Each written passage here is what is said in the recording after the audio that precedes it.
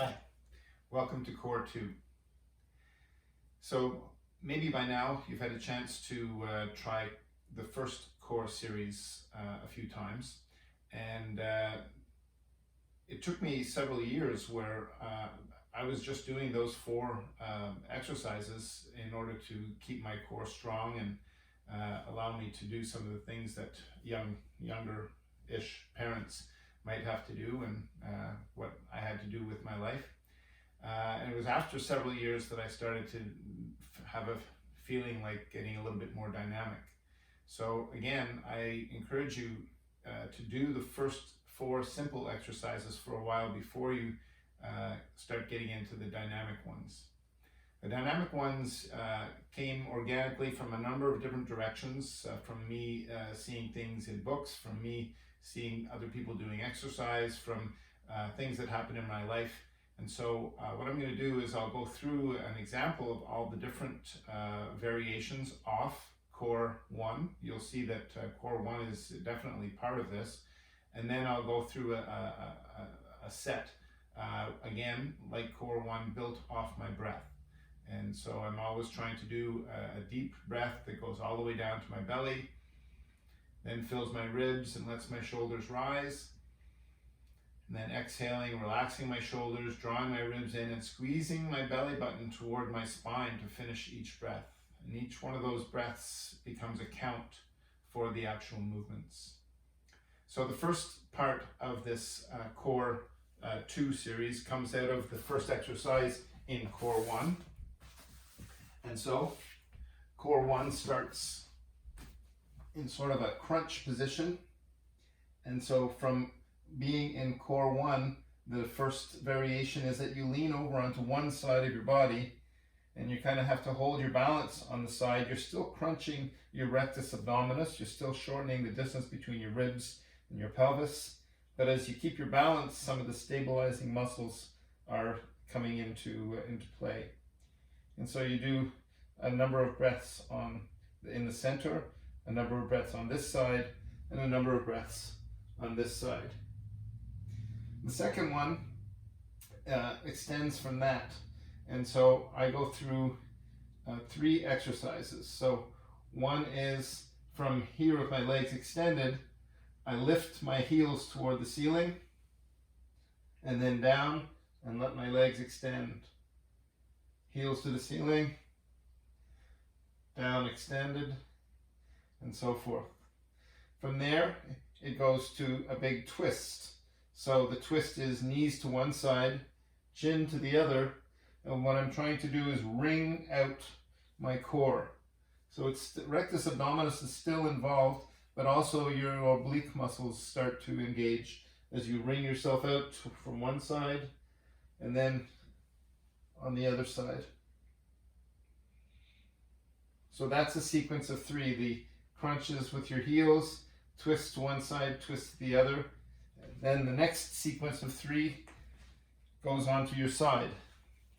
So on your side, first one is simply the reverse of a side plank. So I'm trying to lift my legs and lift my shoulders. And through all these exercises, it doesn't really matter how far you lift. It only matters that you contract the muscles that you're focused in on. So in this case, I'm focused on the side muscles here, my obliques. And so as I do that, maybe my legs are coming up and shoulders are coming up, or maybe they're not. And then from here, the second exercise is a leg lift. So just simply lifting up like that, up and down. And now with the movement, balance comes into play. And after my breaths doing the leg lifts, then it's leg splits, so front to back. And again, balance is a factor, so you could have a hand out because it's really about your core, not so much about your hand or your balance. But if you're having to hold your balance, then that makes it possible to incorporate some of the stabilizing muscles. So once you've done the side ones on this side, then of course you do the same thing on the other side. And once you finish the side series, then it's the Superman series. So Superman is on your belly. And your toes are extended, arms are extended, and you simply lift and hold.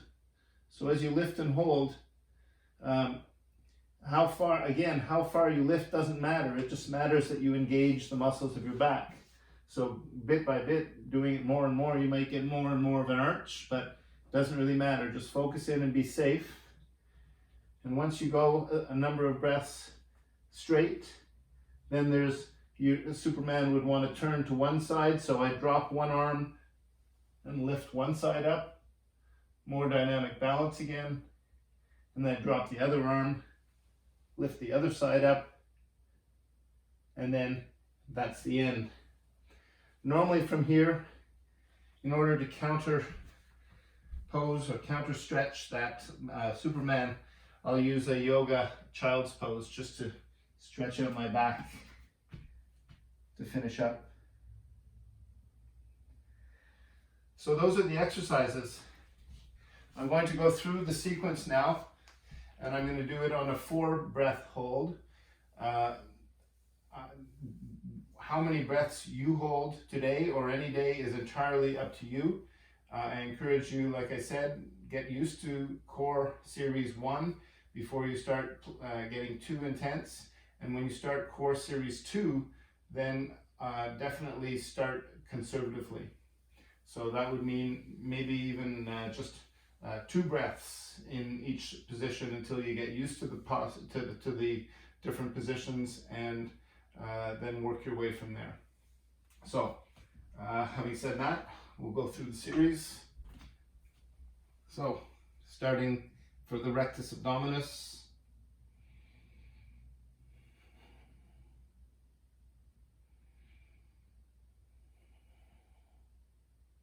On my exhales, I'm crunching in. And after my 4th breath, I lean over to one side. Same thing, that 3-part breath.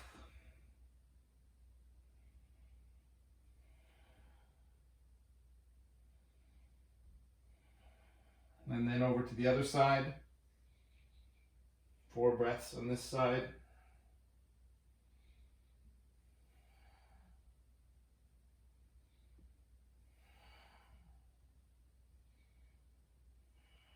And back to center. This is the heel lifts. 1 per breath. Exhale as I push up. Inhale as my legs come down.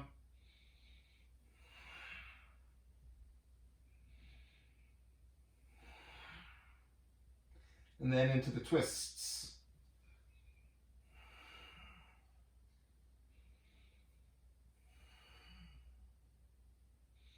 So as I do this, I'm wringing out and doing a bit of a crunch as well. 4 breaths one side, 4 breaths the other side.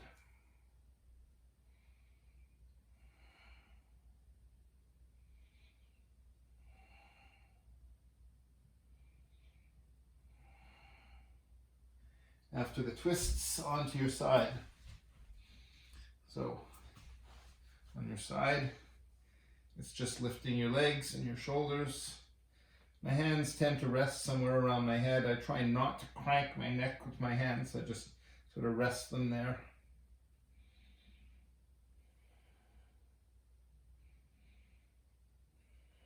Four breaths just static, and then 4 breaths of leg raises. And still the 3-part breath.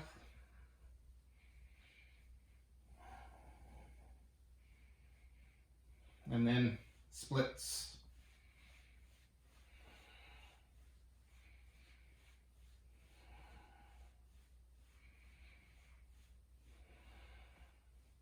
And then over to the other side.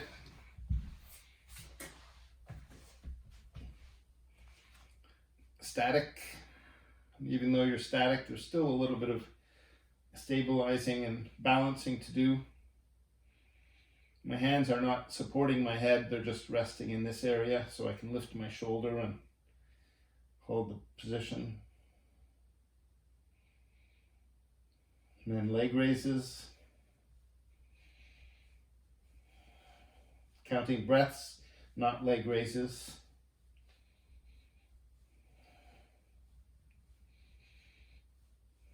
And splits.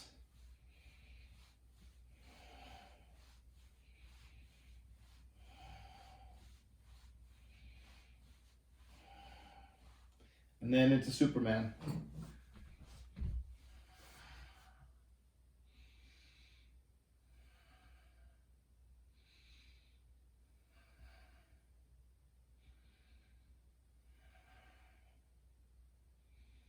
Four breaths there, 4 breaths on one side.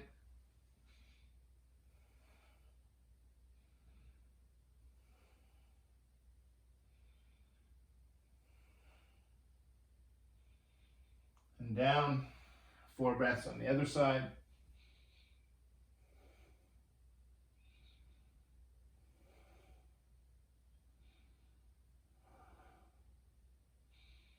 And then down and up and into a brief child's pose. So knees a little wider, toes a little closer, hips down, lower yourself down. You can rest your forehead on your palms, your stacked palms.